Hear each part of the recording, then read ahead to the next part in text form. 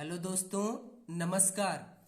इस वीडियो में हम लोग जानेंगे कि एमपी, एमएलए और एमएलसी इनका फुल फॉर्म क्या होता है इन हिंदी एंड इन इंग्लिश। और साथ ही साथ यह भी जानेंगे कि इनमें डिफरेंस क्या है, इनमें अंतर क्या है। किस व्यक्ति को एमपी बोलते हैं, किस व्यक्ति को एमएलए बोलते हैं और किस व्यक्ति को एमएलसी बोलते हैं। तो चलिए शुरू करते हैं। तो दोस्तों, जैसा कि हम अगर सरकार की बात करें, गवर्नमेंट की बात करें, तो सरकार के 3 स्तर होते हैं। जो गवर्नमेंट है उसके 3 लेवल होते हैं।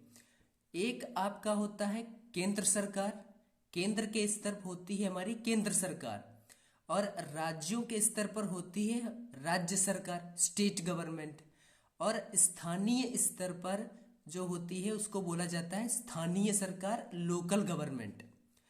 लेकिन यहाँ पर हम लोग इस शब्दावली को समझने के लिए हम लोग ध्यान देंगे किस पर, सेंट्रल गवर्नमेंट पर और स्टेट गवर्नमेंट पर।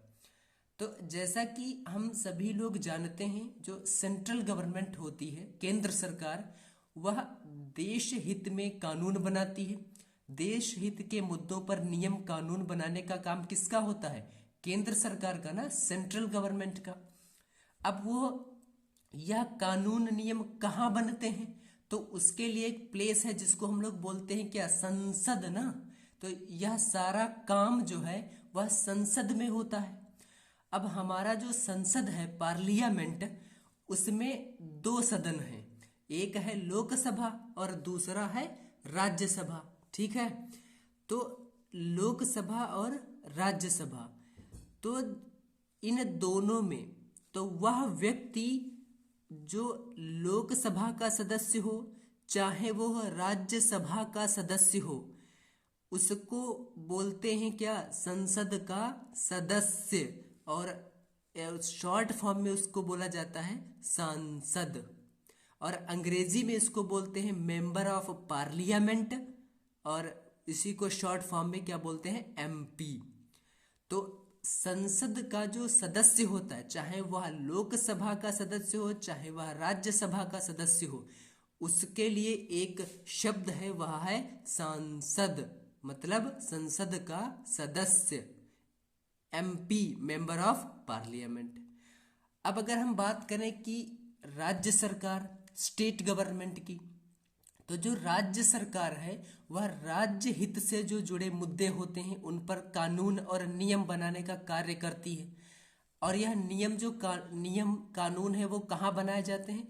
राज्य विधानमंडल में, स्टेट लेजिस्लेचर में यह सारा काम, यह सारी प्रक्रिया होती है।